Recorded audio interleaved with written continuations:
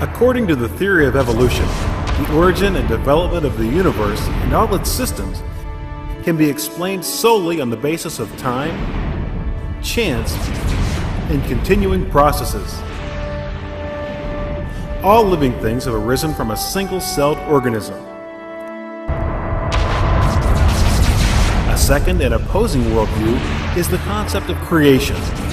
According to the theory of creation, everything in the universe has come into being through the design, purpose, and deliberate acts of a supernatural creator. That means this creator created the universe, the earth, and all life on earth, including all types of plants and animals, as well as humans.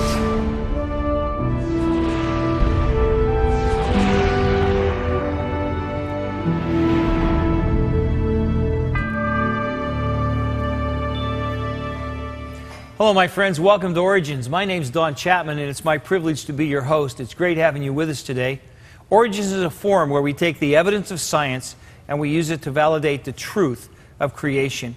And we do that by interviewing guests, and today we're going to be not only interviewing a great guest, we're going to be looking at some incredible footage from a DVD called Evolution, the Grand Experiment. And we're going to be talking today about birds and dinosaurs. Before I introduce the guest, though, I want to introduce the DVD.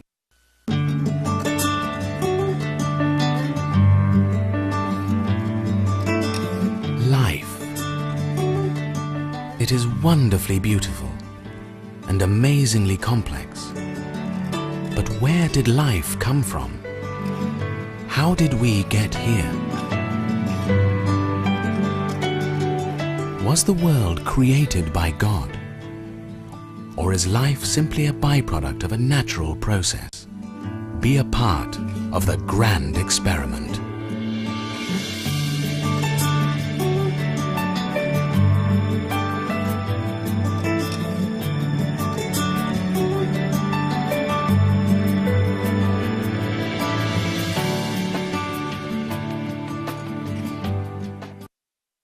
That's some incredible footage, and we have the executive producer of the Grand Experiment here with us today, Dr. Carl Werner. Dr. Werner, how good to have you here with us. Thank you, Don. It's great to be with you. Just so our folks know, you're a graduate of the University of Missouri, and you're a physician by trade. Yes. Emergency room doctor, in fact. Yes. But you have this passion to talk about evolution, and it comes out of your own background as a young man that was challenged to look at the premises. Isn't that true? Yes, I was challenged about my beliefs in evolution, and this challenge caused me to go on a grand experiment, to go around the world to look at evolution, whether it was true or was not true.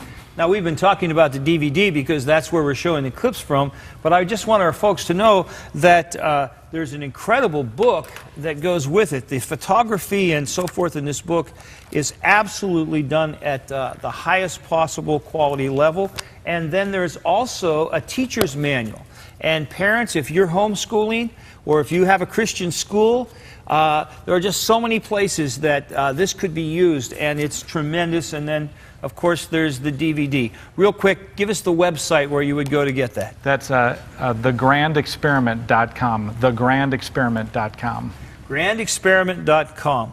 Now, 12 years to film this, 100,000 miles, 60,000 digital pictures, and 300 rolls of video film. What have you been doing in your spare time? We have been working very hard, and this project took a world view. You had to basically go to all of the dig sites, interview the scientists in all of the areas, and it was a gargantuan project to put it together, but we were happy once we saw the final product, what the conclusions led us to. Now, today the part of the DVD that we're going to focus on has to do with dinosaurs and birds. Now, when creationists think of dinosaurs and birds, we think of dinosaurs, we think of birds. But when an evolutionist thinks of dinosaurs and birds, it's dinosaurs evolving into birds. Yes. And, you know, that's a difficult thing to explain. The more you know about biology, how that could possibly occur. How could a T-Rex evolve into a hummingbird, something of that concept? It's hard to believe. Now, many people out there in the audience probably incorrectly believe that a dinosaur could make itself change, want to change, and want to learn how to fly. But those ideas that an animal could volitionally change or could adapt to the environment and then pass those changes to the next generation do not work. The only way a dinosaur could become a bird in the theory of evolution is by a series of accidents in the DNA in the reproductive cells. And those accidents would have to be a string of letters, thousands of letters long, that formed by accident. And once you understand this, it's harder and harder and harder to even believe the concept of evolution. Adaptation would have been a lot easier to believe in before we had DNA, wouldn't it? Before we understood DNA. Yeah, Darwin was ignorant of DNA. He didn't know how animals changed, and he had these guesses that they could volitionally change. Right. But once we figured out DNA, and once we realized that DNA's code was fixed, once you're born, it's fixed, you can't change it, the theory of evolution ran into huge problems. Charles Darwin suggested that an individual animal could adapt to the environment, but surprisingly, this concept is now considered outdated. For example, a lizard could not grow fur simply because of a sudden cooling of the climate. Even if a skin cell could grow a hair, there's no way for the skin cell to pass this information to the reproductive cells. The reproductive cells, such as the eggs, cannot get signals from the outside environment or signals from the body cells. Because of these difficulties, some biologists have suggested eliminating the concept of direct adaptation altogether. Unfortunately, some naturalists and even university professors still speak in terms of these disproved and outdated mechanisms. The outside environment is changing, therefore the organism has to adjust to those changes if he wants to survive. And even your DNA is getting signals, your DNA in your egg is getting signals from the outside. And those signals are being translated through stress in your body. This statement is biologically impossible. There is no way to signal the DNA in the reproductive cells as this scientist suggests. Sometimes when one group of scientists disproves a concept, other scientists continue to promote these false ideas for decades, if not centuries. Another scientific theory born around the time of Aristotle was the law of use and disuse, also called the law of acquired characteristics. Scientists thought that animals could change themselves through effort, and these changes would be passed on to the next generation. Darwin used this law to explain evolution. He believed a species could improve itself through effort, that if an animal exercised and developed large muscles, its offspring would ultimately be born with larger muscles. This idea is not true. Even if you exercised your body every day and developed enormous muscles, your child would not be born brawny. Muscle building has no effect on the DNA of the reproductive cells and cannot be passed on to the next generation. Well, actually, of course, Lamarck and Darwin knew nothing about genes or genetics at all. It wasn't invented till long after. They understood heredity, but not genetics. But they didn't understand what the mechanisms of. And in fact, they went down some wrong paths on that part. But that's okay. That's it was reasonable at the time for them to think that. Darwin also thought that if an animal did not use a body part, such as a leg or an eye, its offspring would eventually be born without these. He envisioned animals shedding body parts this way through the law of disuse. For example, he suggested that the eyes of a mole became covered with fur and smaller because the mole did not use them underground. But this idea is genetically impossible. Using or not using a body part has no effect on the DNA of the reproductive cells and cannot be passed on to the next generation. If you put an eye patch on a baby at birth and left it there till adulthood, that person's offspring would still be born with normal eyes. Disuse of a body part has no effect on the next generation. In the late 19th century, a scientist with a vivid imagination and a butcher knife put the law of disuse to rest and caused an enormous difficulty for Darwin's theory. A man by the name of August Weismann devised a simple experiment in which he kept cutting off the tails of mice, and he did this for 20-odd generations, and the mice still had tails. With this simple experiment, the law of disuse was invalidated. Scientists continued to explore the law of use and later realized that this concept was also genetically impossible. Any change to body cells has no effect on the DNA in the reproductive cells and therefore cannot be passed on to the next generation. The impact of that experiment and of other skeptical biologists essentially left an explanation for evolution sort of up in the air. And biologists were, although many of them felt that there were changes among organisms, they still felt that there was no adequate explanation to explain these changes. Unfortunately, much of the public believes the law of use and disuse is a valid idea, partly because scientists occasionally describe the mechanism for evolution in these terms. You know, Don, Darwin got these false ideas about use and disuse from Lamarck, a scientist a century earlier, and he just went with it, and he wrote these ideas in The Origin of Species, but now we look at him and it's like, how foolish that a mole not using his eye would make his eye go away. It just doesn't work.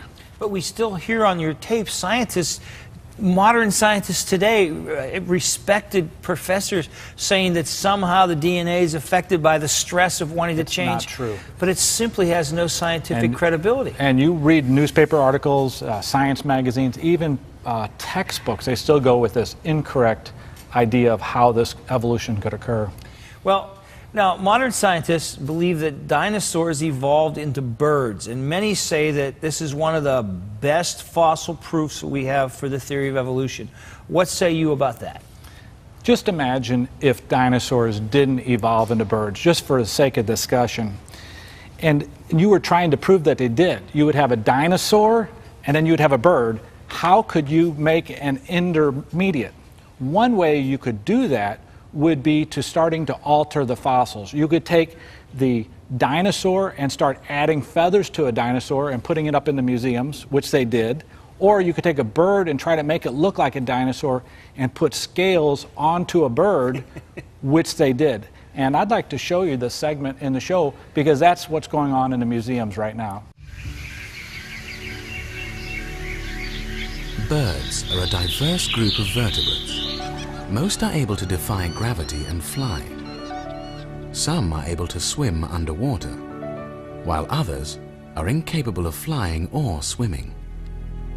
Evolution scientists believe birds evolved from dinosaurs. They refer to the oldest known fossil bird, Archaeopteryx, as a missing link because of its unique mix of both bird and dinosaur-like features. Archaeopteryx is a classical example of a connecting links between two high systematic categories, namely the classes of birds and reptiles. Its skeleton is still dinosaur-like, whereas it had already fully developed feathers as the extant birds, and obviously it was capable of powered flight. The existence of such connecting links, that means intermediate stages between large groups of organisms, is a conclusion of Darwin's theory of evolution. And the discovery of the first specimens of Archaeopteryx met the expectations of the Darwinians and had an enormous impact on the scientific community. Opponents of evolution believe Archaeopteryx was simply a bird. Many museum models portray Archaeopteryx with a scaly dinosaur-like head. Dr. Peter Wellnhofer, one of the world's experts on the evolution of birds, believes these museum models are wrong because scales were not found on the fossils. He contends that Archaeopteryx had a feathered head. So we can reconstruct a model of Archaeopteryx based on the dimensions of the skeleton and based on the extent of the wing, of the feathers, of the wing and tail. We don't have a record of the body covering of the head, for example. So reconstructions are, in most or in large parts, are hypothetical and speculative. What is not known is the covering of the head, whether it was scaly. It doesn't mean that the lack of feather imprints means that there were no feathers. It's well possible that finer feathers and short and more delicate feathers just were not preserved as fossils, as imprints. They were too soft, too tiny. And how far the feathers reached around the skull, we just don't know. Whether it was scaly like a lizard, we don't know, but I personally, I'm very suspicious that that was true. But as I said, this is all speculation. The good professor talks a lot there about speculation. And we're putting scales where there maybe would have been feathers on the head of the bird. And now we're going to put feathers on the dinosaur to make the connection, and there isn't any proof for that either, right? Oh, there's evidence, but it's shaky evidence. It's so shaky you just want to shake a stick at it. Do you remember the movie Jurassic Park? Yes, sir. That's one of my favorite movies. The kids are being chased around the stainless steel kitchen, and those two dinosaurs, where the one breathes and fogs a window, that was a velociraptor dinosaur. Now, that's how I always thought of velociraptor, as being a scaly dinosaur. Do you know that scientists have put feathers onto that dinosaur? And you may ask, well, what evidence would they have for putting feathers onto that dinosaur? None. None, but we've done it, and we're going to display this at a museum in Australia. Let me show you this. Some evolution scientists theorize that feathered dinosaurs existed in the past. In support of this belief, museums have added feathers to many common dinosaur models, such as this velociraptor exhibited at the Museum of Victoria in Australia.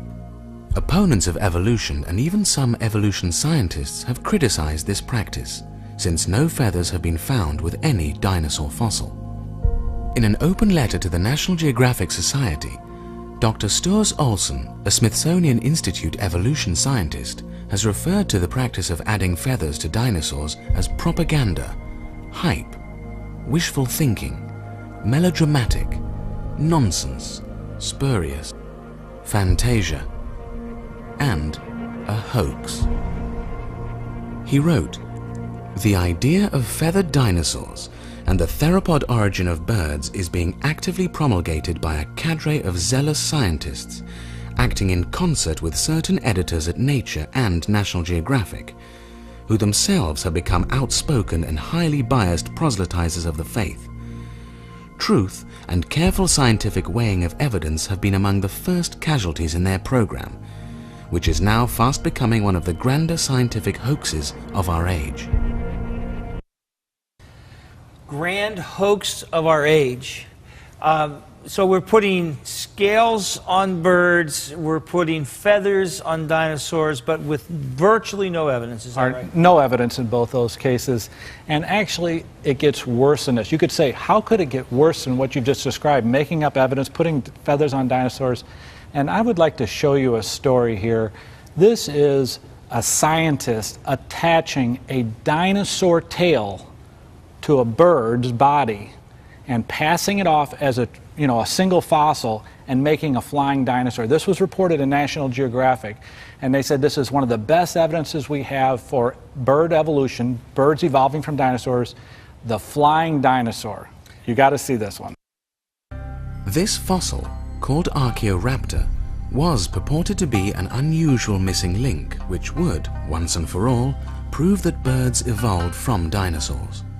It had a long featherless tail, similar to dinosaurs, but it also had feathers and a bird-like body, giving the appearance of two different animals blended together, just as Darwin predicted. As Dr. Rowe carefully scanned the Chinese specimen and watched the cross-sectional images appear on the computer screen, he noticed something was very wrong. Dr. Rowe discovered that 26 fossil bones from 5 animals, including a dinosaur and a bird, had been fraudulently constructed to make a transitional fossil.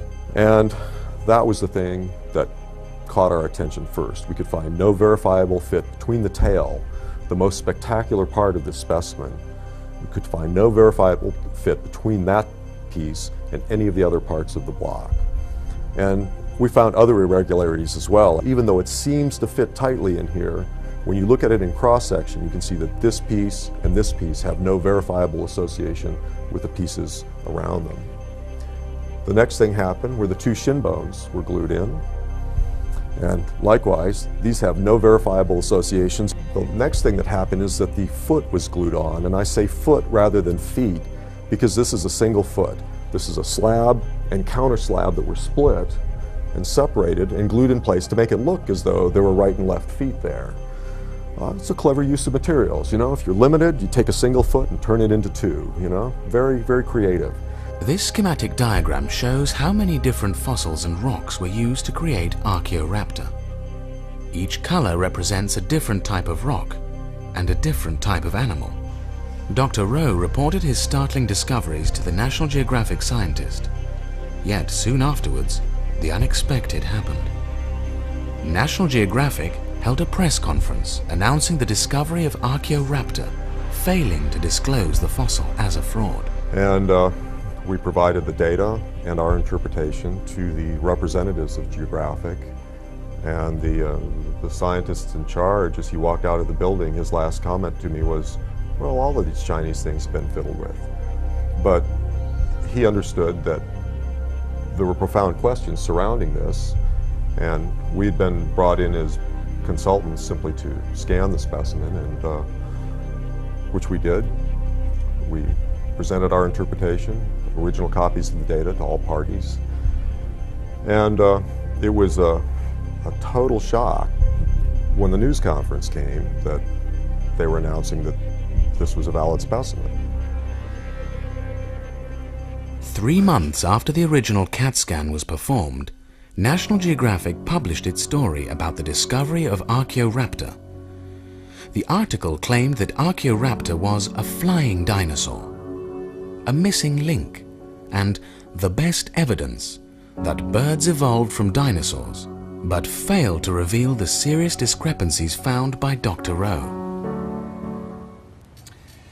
Dr. Werner, I'm having a hard time here. First of all, I'm having a hard time that scientists would deliberately seek to deceive people by making their own fossils where they're literally taking the tail of a dinosaur and putting it on the body of a bird. And then that other scientists would want to publish in National Geographic knowing full well that they are publishing a lie, not the truth. And then third, that National Geographic would whitewash the story with them having all of the evidence from a credible evolutionary scientist that says this is a fake, and yet they bury that part of the story. That, you know, it goes past examining evidence. It goes to character. It goes to credibility. Yep. And you look at this is just one story. We also didn't mention here about adding the feathers to the dinosaurs, and you also just didn't mention adding scales to birds. And I have some bad news here. The next video that comes out and the video after this is only salvo 1. This is a recurrent problem through the theory of evolution, and it makes me shudder what I have to share with you in the next video. I'm really excited for your next video to come out, and I hope you'll promise to come back and be on Origins and talk to us about it. I just, you know, I love to have discussions with people that don't agree with me as long as we're all looking for the truth. Yes. But when I have people who aren't looking for the truth but are only trying to sustain a theory that's no longer sustainable, it's a very disappointing thing. And I just hope that our viewers, as they think about this, that the deception, the deliberate deception being used will put a little a skepticism into their hearts to maybe look at the evidence, the things that they're swallowing whole, and start to chew a little and think about it, and maybe give creation a second view. That happened to me. I believed in evolution. People started giving me credible information that disproved the theory, and once I started looking at it, the whole thing fell apart. It was like a house of cards. Yes. Well, you're a trophy and a testimony, and we hope that your story and your incredible work will urge other scientists and other folks just interested in these things to go back and look a second time. Seek the truth. You know, wherever the truth leads us, that's where we ought to be. You know, if evolution was true, I wouldn't want to believe a fairy tale called creation. No. But when this is the level of to which people will go to perpetuate a theory, if they had viable evidence, they wouldn't be presenting this kind of stuff. No. And I always say, look at the fossils, folk. Don't look at the charts, look at the fossils. Many well-accepted scientific theories concerning a multitude of subjects have been disproved. Some thought the Earth was flat. Some thought the Sun orbited the Earth. Some thought life came from non-living things through spontaneous generation. Some thought animals could change themselves through use and disuse and could pass these changes to the next generation. Scientists are just as prone to holding on to old ideas as anyone else. Knowing this list of historical scientific blunders, each perpetuated for more than 1,000 years, how many of us have scrutinized today's prevailing theory that humans evolved from a single-cell organism that mutated over millions of years? A theory is just that, a theory. We must always bear in mind that any scientific theory may be false and must be continuously subjected to testing. All of Darwin's proposed mechanisms for evolution have proved to be insufficient. Even the new theory, evolution by chance mutations, has its detractors. Darwin predicted his theory of evolution would eventually be proven in the fossil record. More than 200 million fossils have been recovered. Did his prediction come true? Or does the lack of transitional forms between animal groups in the face of an enormous fossil record give you cause to question? Thousands of fossil seals and sea lions have been found, but no ancestors. 1,000 bats have been discovered, but there are no ancestors. Despite recovering fossils from 100,000 dinosaurs, there are no intermediate forms of these species. Do you agree with modern evolution scientists that evolution is the most reliable scientific theory that best explains the fossils and life itself? What is the truth about evolution? What do you think?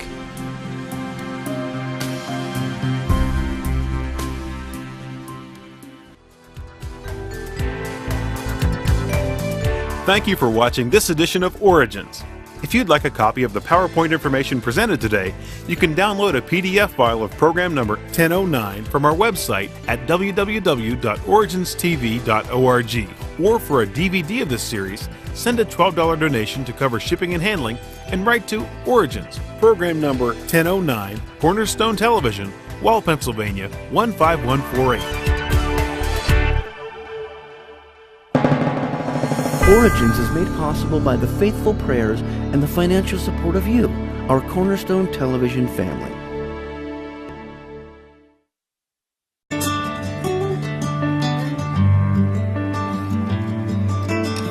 Life. It is wonderfully beautiful and amazingly complex. But where did life come from? How did we get here? Was the world created by God? Or is life simply a byproduct of a natural process? Be a part of the grand experiment.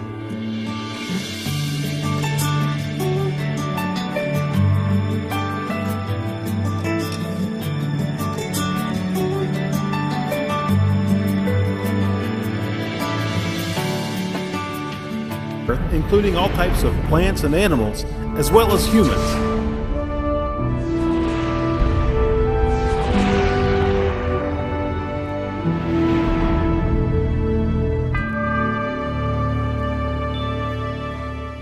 Hello, my friends. Welcome to Origins. My name's Don Chapman, and it's my privilege to be your host. It's great having you with us today.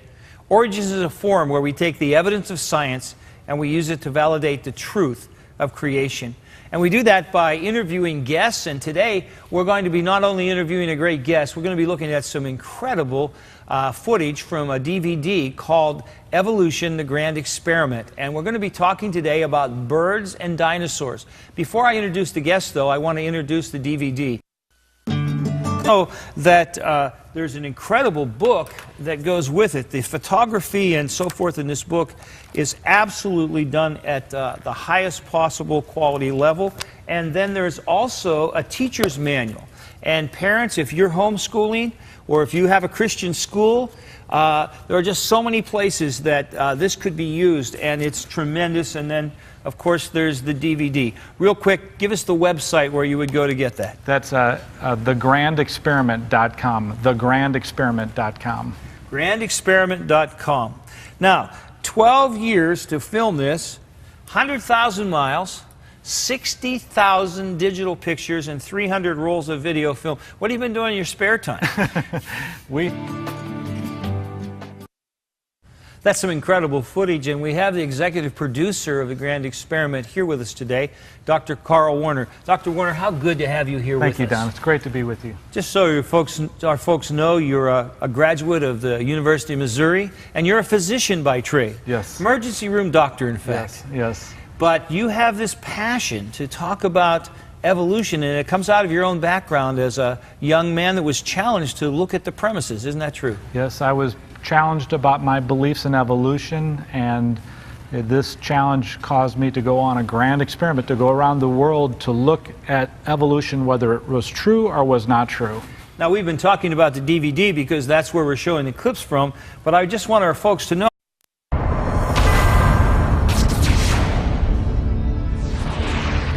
According to the theory of evolution, the origin and development of the universe and all its systems can be explained solely on the basis of time, chance, and continuing processes. All living things have arisen from a single-celled organism. A second and opposing worldview is the concept of creation. According to the theory of creation, everything in the universe has come into being through the design, purpose, and deliberate acts of a supernatural creator. That means this creator created the universe, the earth, and all life on earth.